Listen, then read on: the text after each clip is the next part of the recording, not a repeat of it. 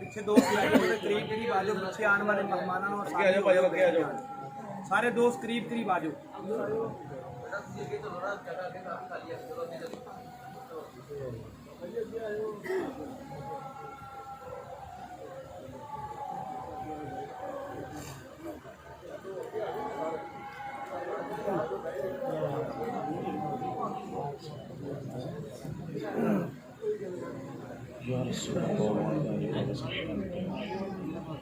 الحمدللہ رب العالمین والصلاة والسلام على سید الانبیاء والمرسلین اما بعد فاعوذ باللہ من الشیطان الرجیم بسم اللہ الرحمن الرحیم بڑی الصلاة والسلام علیک یا رسول اللہ وعلی آلک وصحابک یا حبیب اللہ الصلاة والسلام علیک یا نبی اللہ وعلی آلک وصحابک یا نور اللہ۔ اصالِ ثواب کے اس اجتماع میں ہم حاضر ہیں۔ اللہ کریم ہماری حاضری کو اپنی بارگاہ میں قبول فرمائے اور ہماری نیک نیتوں کا صدقہ مرحوم کو اس کی برکات سے نوازے۔ یقیناً تلاوت قرآن پاک بھی کی گئی ہوگی۔ حضور جان رحمت صلی اللہ تعالیٰ علیہ وآلہ وسلم کی شان اقدس میں ہدیہ نعت بھی پیش کیا گیا ہوگا۔ اللہ پاک کی رحمت سے نیکی کی دعوت بھی دی گئی اور آپ کے سامنے آئے قرآنیہ اور احادیث مبارکہ بھی ذکر کی گئی۔ چند گزارشات جو بیسک پرپسز ہیں اصالِ ثواب کے اجتماع کے جو ہونے بھی چاہیے۔ مقصود کیا ہے؟ ہمارا یہاں مل بیٹھنا اور بالخصوص اپنے فوت شدہ عزیز کا ذکر کرنا کہ ہم بھی اپنی موت کو یاد کر لیں۔ جو اس زندگی کی ریئلٹی ہے، جو اس زندگی کی حقیقت ہے، اس کو جان لیں۔ ہمارا مقصد کیا تھا زندگی کا؟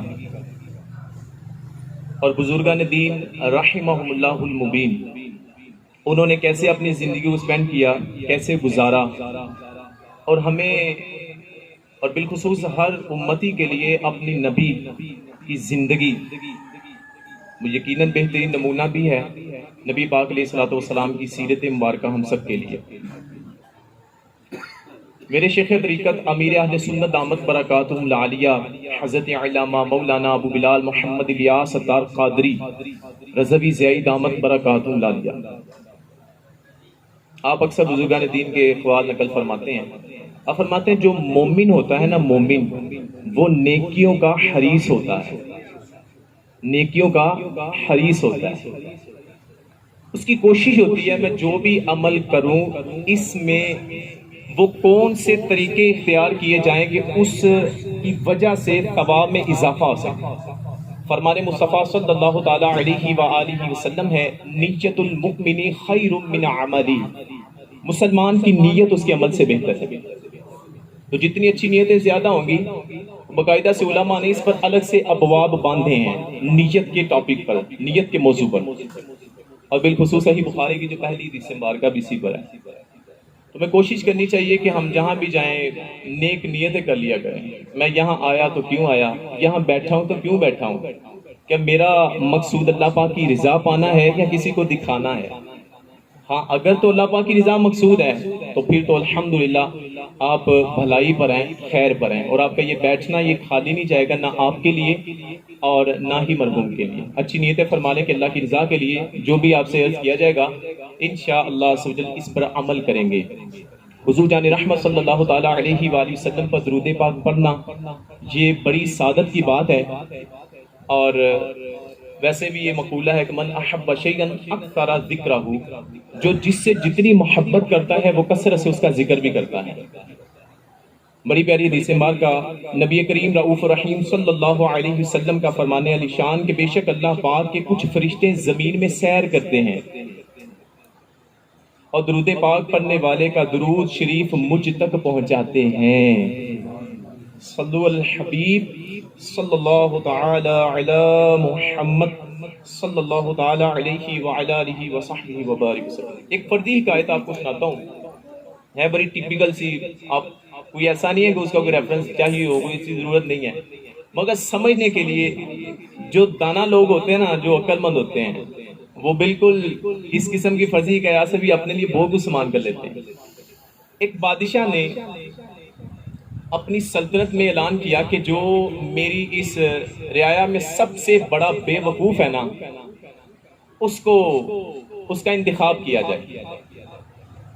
اعلانات ہوئے, پہلے کے وقت تھے, کافی اس والے سے اناؤنسمنٹ کی گئی, کمپٹیشن, کافی مقابلے ہوئے. بلاخر ایک بندے کے متعلق یہ کنفرم ہو گیا, رزلٹ نکلا ہے کہ یار یہ سب سے بڑا احمق ہے, بے وقوف ہے, یہ جاہل ہے. بادشاہ کو پتا چلا. بادشاہ کے گلے میں جو قیمتی ہار تھا نا, بادشاہ نے ایسے ریوارڈ اس کو دے دیا. بڑا خوش تھا, احمد بے وقوف تھا. کچھ وقت گزرا تو یہ شہرہ ہو گیا کہ بادشاہ بیمار ہو گیا اور اس کی موت کا وقت قریب آ گیا. اس تک بھی یہ خبر پہنچی کہ بادشاہ بیمار ہو گیا. اس کو یاد ہے کہ یار بادشاہ نے مجھ پر ایک دن بڑا کرم کیا تھا, مجھے انعام سے نوازا تھا. اس کو وہ ہار, وہ سب کچھ چیزیں یاد آ گئی نا, تو کہ چلیں یار بادشاہ کی تعزیت کے لیے اس کا حال احوال پوچھنے کے لیے جاتا ہوں. یہ یاد رکھیے وہ تھا بے وقوف. بادشاہ کے پاس گیا اور اپنی احمقانہ حرکتیں کرنا شروع کر دی اس نے. بادشاہ کیا حال ہیں, ٹھیک ہیں. اب سب کو پتا ہے کہ یار یہ قریب المرگ ہے, یہ مرنے کے بالکل قریب ہے, اس کی کیا کیسے اسے گفتگو کرنی ہے. بادشاہ نے کہا یار بس میں جا رہا ہوں. بادشاہ کہاں جا رہے ہو؟ ایک اس نے آہے سر دل پردر سے کہہ دیا, میں وہاں جا رہا ہوں جہاں میں نے ہمیشہ کے لیے رہنا ہے. بیوقوف تھا. اچھا بادشاہ اب وہاں جا رہے ہو جہاں آپ نے ہمیشہ رہنا ہے, اس کا مطلب تو یہ ہے کہ آپ نے ادھر بڑی اپنی فیسلٹیز, بڑی آپ نے وہاں تو آرائش اختیار کی ہوگی, بڑے محلات ہوں گے, بڑے نوکر چاکر ہوں گے, بہت زیادہ آپ نے انتظامات کیے ہوں گے اس کے لیے. اس نے پھر ایک ٹھنڈی آہ نکالیا, افسوس میں نے وہاں کے لیے کوئی انتظامات خاص نہیں کیے. تھا بیوقوف. اس نے وہی ہار اتارا اور بادشاہ کے گلے میں پہنا دیا. بادشاہ حیران کہ یہ کیا کر رہے ہو آپ؟ اس نے کہا کہ بادشاہ مجھ سے بڑے بیوقوف تو تم خود ہو. یہ ایک فانی دنیا جس میں تمہیں معلوم تھا کہ تم نے مختصر سے عرصے کے لیے رہنا ہے, اس کے لیے تم نے اتنے انتظامات کیے, اتنے نوکر چاکر, اتنا خوبصورت محل, آپ کی سلطنت, اتنی زیادہ آپ نے یہ انتظامات کیے, اور آپ کو یہ کنفرمیشن تھی, آپ کو اتھینٹیکیشن تھی, آپ نے جانا تھا, آپ کو پتا تھا, اور وہاں آپ نے رہنا بھی ہمیشہ تھا, اس کے لیے آپ نے کوئی انتظامات نہیں کیے. لہٰذا مجھ سے بڑے بیوقوف تم خود ہو. علماء نے اس حکایت کو بیان کر کے خواہ ہے کہ یہ فرضی ہے نا, کسی عقل مند نے خود ہی بنائی ہے, مگر اس میں دیکھیں پیارے اسلامی کہ ہم میں اگر ایک بانٹن کانٹی دیکھی جائے, یوں سمجھے کہ اگر مبالغہ نہ بھی کروں, ہر ایک کو معلوم ہے کہ ہم نے جانا ہے, یہاں ہم نے رہنا نہیں ہے. اللہ یہ فرماتے ہیں وہ کیا جگہ ہے جہاں 5 جاتے ہیں 4 پھرتے ہیں. گویا کہ یہ قبرستان کی طرف اشارہ کر دیا. 4 آدمی ہوتے ہیں اٹھانے کے لیے, میت کو لے کے جاتے ہیں, ایک کو دفن کر کے واپس 4 آ جاتے ہیں. جگہ جی لگانے کی دنیا نہیں ہے, یہ عبرت کی جا ہے, تماشا نہیں ہے. مگر میں غور کروں میں نے کیا کیا, میرے کیا پرپسز تھے, اس زندگی کے کیا مقاصد تھے, اس کو میں نے کیسے, اس کی کیسے تیاری کر دی. کیا علم دین سیکھنے کے والے سے میرا کوئی پیشن تھا, خوف خدا حاصل کرنے. ابھی چونکہ میں نے آپ سے عرض کیا ہے, امیر اہل سنت حضرت علامہ مولانا ابو بلال محمد الیاس ستار قادری صاحب, ابھی جو یہ منتھ کنٹینیو ہے, یہ جاری ہے, جو اس کی 2 سپٹمبر کو 40 سال دعوت اسلامی کو کمپلیٹ ہوئے ہیں. اچھا, ایز اے ممبر آف دعوت اسلامی میں آپ سے یہ بات نہیں کر رہا, بینگ اے مسلم, چونکہ مسلمان ہیں ہم سب یہاں بیٹھے ہوئے ہیں, تو کیا مجھے آپ بتائیں ہماری ہسٹری ہے، بعض اسلامیوں کو اسٹڈی کا بہت زیادہ شوق ہوتا ہے، اب نیٹ میں ایٹسٹرا کہیں بھی آپ جا کے جو بھی آپ کا سورسز ہے اس کو استعمال کریں۔ 1981 2 سپتمبر 1981 2 سپتمبر کو دعوت اسلامی کا آغاز ہوا۔ اگر ریسنٹلی ریکارڈ دیکھا جائے تو مور دین 100 سے زیادہ ممالک کے اندر دین اسلام کی اشاعت ہو رہی ہے۔ اچھا میں اس کی وہ اسٹڈی کر رہا تھا، اس کے جو مدارس ہیں جہاں حفظ و نازع کی تعلیم دی جاتی ہے، مور دین 3,000 سے زیادہ مدارس، 2 لاکھ سے زیادہ بچے اور بچیاں حفظ و نازع کر کے فارغ ہو چکے ہیں۔ 2 لاکھ سے ابو وہ کوانٹٹی ہے جو کر رہی ہیں۔ 1100 سے زیادہ جامعات ہیں جہاں علماء پروڈکشن ہو رہی ہے، درس نظامی کروایا جاتا ہے۔ کثیر تعداد ان مسلمانوں کی ہے جو مسجد میں نہیں تھے آتے، وہ شراب پیتے تھے، وہ ڈکیتیاں کرتے تھے، والدین کے نافرمان تھے۔ اللہ پاک کی رحمت سے دعوت اسلامی کا یہ دینی ماحول ملا، اب وہ مصلی امامت پر موجود ہے۔ یعنی فیملی میں کوئی ان کو منہ نہیں تھا لگاتا، ان کو دیکھ کے اپنی گلی کا رستہ بدل لیتے تھے کہ یار یہ اس کی اگر کمپنی اختیار کر لی نا تو یہ تو ہمارے بچوں کو بھی خراب کر دے گا۔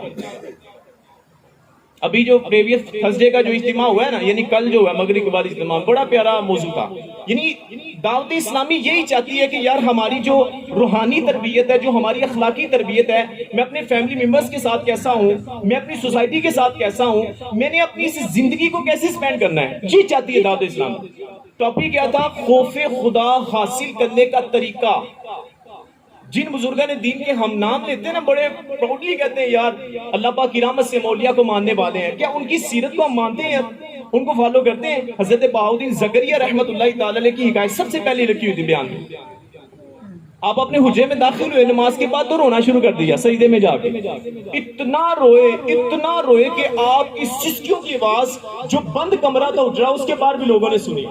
آپ کے مریدین محبین آئے آگے بڑھ کے نا، انہوں نے دیکھا حضرت کیا ہوا، آپ روئی جا رہے ہیں، سسکیوں میں سسکیاں، روئی جا رہے ہیں، کوئی جواب نہیں دے رہے۔ انہوں نے کہا کہ ایسا یار ان کے پوتے کو بلاؤ، شاہ رکن عالم رحمت اللہ تعالی علیہ کو بلاؤ، ان سے محبت کرتے ہیں کہ ان کو رسپانس دیں گے، ہمیں نہیں کچھ بھی ہے رپلائی نہیں کرنا۔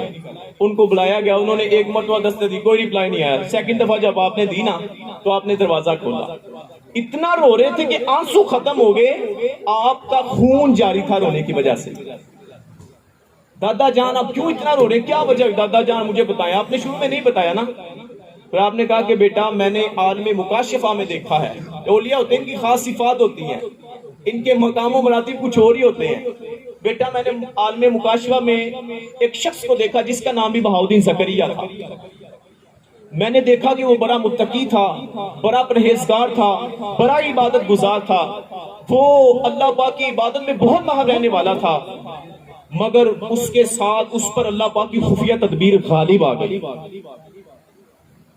اور اللہ کریم نے اسے اپنی بارگاہ سے دھتکار دیا، کہیں میرے ساتھ بھی یہ معاملہ ہے۔ حضرت سفیان ثوری رحمت اللہ تعالی علیہ ان کی گردن جھکی ہوئی تھی۔ ایک مرید نے پوچھا کہ حضور اس کی کیا وجہ، آپ کی یہ جو کمر ہے جس میں جھکاؤ کیوں ہے؟ آپ نے شروع میں ڈینائی کیا، انکار کیا، کوئی بات نہیں، آپ نے نہیں مطلب بتایا۔ بالآخر آپ نے فرمایا کہ ایک مرتبہ میں نے اپنے شیخ جن سے میں نے کئی علوم سیکھے ہیں، میں نے ان سے ان کی حالت موت یعنی نزاع کے وقت میں نے ان سے پوچھا کہ کیا معاملات ہیں، آپ کیا محسوس کر رہے ہیں؟ آپ فرما رہے ہیں میں نے کم و بیش 50 سال اللہ پاک کی نافرمانی والے کام نے کیے، عبادت میں رہا، سیکھنے سکھانے میں رہا، مگر افسوس میرے رب نے مجھے اپنی بارگاہ سے دھتکار دیا، میرے اعمال کو غارت کر دیا۔ تو میں کہ میرا ان کا یہ جملہ سننا تھا، اسی وقت میری جو کمر ہے یہ ٹوٹ گئی، اور اس وقت بیٹھے ہوئے احباب نے اس ٹوٹنے کی آواز کو سنا۔ ہم موت کا ذکر سنتے ہیں، وہ بھی جا رہا ہے، یہ بھی جا رہا ہے، دادا فوت ہو گیا، چھوٹا بچہ فوت ہو گیا، کوئی نوجوان ہے اس کے ایکسیڈنٹ ہو گیا، کسی نے خودکشی کر لی، اتنی اموات کے بارے میں سنتے ہیں۔ کیا ہماری یہ کیفیت ہے، ہماری یہ فیلنگز ہے کہ نہیں ہے؟ پیارے اسلامی بھائیوں، یقیناً یہ سادے ثواب کا اجتماع مرحوم کے لیے بھی بڑا خیر و برکت کا سبب ہے، مگر ہم ضرور اس میں اپنا حصہ لیں، اپنی زندگی کے مقصد کو سمجھیں۔ بزرگان دین کے اقوال کو جب پڑھتے ہیں، ان کی سیرت کو دیکھتے ہیں تو یقین مانیں اللہ حضرت عبد الرحمن بن فروخ رحمت اللہ تعالی علیہ کے متعلق پڑھ رہا تھا میں، تو آپ نے اعلان ہوا، چونکہ پہلے وقتوں میں اعلان ہوتا تھا جنگ کے لیے، تو اعلان ہوا کہ فلاں جگہ مسلمان سپاہیوں کی ضرورت ہے، اپنے گھر بار کو چھوڑا، وہاں چلے گئے، آپ سرحدوں پر حفاظت کے لیے چلے گئے۔ ہسٹری میں لکھا ہے 27 ایئرس، 27 سال کے بعد اپنے گھر میں آئے، وقت رخصت اپنی رخصت کو اپنی زوجہ کو اپنے 30,000 سونے کے سکے دیے تھے، اور زوجہ یہ امید سے تھی بچہ یا بچی کی ولادت ہونے والی تھی۔ آج دیکھیں کوئی سیکریفائس ہم میں ایسا کرتا ہے کوئی؟ کہا جاتا ہے یار ویکلی اجتماع ہوتا ہے دعوت اسلامی کا 2 گھنٹے کے لیے مغرب تک آ جائے، اور فیملی میٹرز ہیں، اچھا بھی بزنس کے معاملات ہیں، ہمیں اتنی چیزیں یاد آتی ہیں۔ اچھا منتھلی بیسس پہ کہا جاتا ہے 3 دن کا مدنی قافلہ ہو، اتنی چیزیں یاد آتی ہیں، یار یہ کیا ہوگا وہ کیا ہوگا۔ 27 سال بعد اپنے گھر میں آئے، اپنے گھر کے دروازے کو آپ نے نیزے سے، کیونکہ پہلے وقت کا سلسلہ یہی تھا، نیزے سے آپ نے دروازے کو دستک دی اور دھکیلا اندر کو۔ اندر سے حضرت ربیہ رحمت اللہ تعالیٰ علیہ نکلے، جو کہ ان کے بیٹے تھے، مگر ان کو نہیں تھا پتا یہ میرے والد صاحب ہیں، ان کو نہیں تھا پتا یہ میرے بیٹے ہیں۔ حضرت ربیہ نے کہا کہ تو کون ہے اللہ کے بندے، میرے گھر میں وداؤٹ اینی پرمیشن داخل ہو رہے ہیں۔ وہ کہا کہ یہ میرا گھر ہے، آپ کون ہوتے ہیں مجھے روکنے والے؟ وہ کہا نہیں یہ میرا گھر ہے۔ اچھا قریب تھا تو دستوں گریباں آ جاتے۔ حضرت انس بن مالک کی دیگر احباب پاس آ گئے نا، ان کو دیکھتے ہوئے یار کیا معاملہ ہوا ہے۔ جب انہوں نے بلند آواز سے کہا نا کہ میرا نام عبد الرحمن بن فروخ ہے، یہ میرا گھر ہے، یہ کون ہوتا ہے مجھے روکنے والا؟ تو دروازے کی دوسری جانب ان کی زوجہ کھڑی تھی، انہوں نے کہا ہاں ہاں یہ حضرت ربیہ کے والد ہیں۔ باپ اور بیٹا دونوں کی آنکھوں میں آنسو آ گئے۔ یہ ہے دین اسلام کے لیے سیکریفائس، یہ ہے قربانی ان کی ساری۔ گھر میں بیٹھے کھانا وغیرہ کھایا، بڑے اطمینان سے پوچھا وہ میں آپ کو 30,000 سونے کے سکے دے کے گیا تھا درہم، وہ کہاں ہیں؟ دینار سوری، وہ کہاں ہیں؟ تو انہوں نے کہا کہ آپ اطمینان کر لیجئے، میں نے اسے ایک بڑی محفوظ جگہ پہ رکھ دیا ہے۔ نماز کا وقت ہوا، حضرت ربیہ رحمت اللہ تعالی علیہ کی عادت تھی، آپ وقت کے جید عالم بن چکے تھے، لوگوں کو اسلام کی جو ٹیچنگ تھی، جو تعلیمات تھی، اس سے لوگوں کو آشنا کروایا کرتے۔ نماز کے بعد نماز سے فارغ ہوئے، دیکھا کہ ایک نوجوان ہے، وہ اسلامی تعلیمات قرآن و حدیث کی وہ لوگوں کو سکھا رہا ہے۔ بڑا اتنا کراؤڈ تھا، یعنی پہچاننا مشکل تھا کہ یہ کون ہے۔ وہ ایک شخص سے پوچھتے ہیں یار یہ کون نوجوان ہے جو لوگوں کو سکھا رہا ہے؟ انہوں نے فرمایا یہ ربیعہ بن عبد الرحمن بن فروخ رحمہم اللہ ہے۔ بڑے خوش ہوئے، یار اللہ پاک نے میرے بیٹے کو اتنی عزت دی ہے، یہ لوگوں کو دین اسلام سکھاتا ہے۔ اور جلدی سے گھر میں آئے، جلدی سے گھر میں آئے اور آ کے کہا کہ اپنی وجہ سے کہنے لگے کہ اللہ کی بندی میں نے آج تیرے بیٹے کو بڑی رفت والی جگہ پہ دیکھا ہے، وہ لوگوں کو قرآن پاک سکھاتا ہے، احادیث مبارکہ سکھاتا ہے۔ تو آگے زوجہ نے کیا کہا؟ زوجہ نے کہا کہ آپ کو آپ کے وہ 30,000 سونے کے سکے چاہیے یا بیٹے کی عزت چاہیے؟ فرمایا کہ نہ نہ میرے ان سکوں کی کیا اہمیت ہے، مجھے تو اپنے بیٹے کی عزت چاہیے۔ فرمایا سن لیجئے، میں نے وہ سارے کے سارے 30,000 سونے کے سکے آپ کے بیٹے کی دینی تربیت پر صرف کر دیا۔ آپ نے یہ بویلا نہیں کیا، یہ آپ نے کیا کر دیا؟ فرمایا کہ تم نے اسے بڑی اچھی جگہ پر خرچ کیا۔ وقت کی قلت ہے، قیاد روایت تو کافی ہیں، مگر کاش کے دل میں اتر جائے میرے جائے یار، اس میں بھی ہم کوشش کریں یار، نبی پاک علیہ الصلوۃ والسلام کی سنتوں کو فالو کریں گے، اسی میں ہمارے لیے عظمت ہے۔ اپنی کوشش کی جائے، ہمارے جسم کے جو یہ اعضاء ہیں، زبان جھوٹ نہ بولے، آنکھوں سے ہم کوئی ایسے گندے مناظر نہ دیں، اللہ پاک کی نافرمانی والے کام نہ کریں۔ اگر سچ تو ہو جائے، اللہ پاک کی بارگاہ سے توبہ کر لیں، اللہ عز و جل ہمارا یہاں آنا اپنی بارگاہ میں قبول فرمائے، مرحوم کو اس کی برکتیں عطا فرمائے۔ دعوت اسلامی کا بڑا پیارا چینل، مدنی چینل، اس کو خود دیکھا کریں، اپنے بچوں کو دکھائیں، جتنا ہو سکے اس کو دیکھیں گے، اللہ پاک کی رحمت سے دین و دنیا کی بے شمار بھلائیاں برکتیں حاصل ہوں گی انشاءاللہ۔ صلو علی الحبیب صلی اللہ تعالی علیہ وسلم۔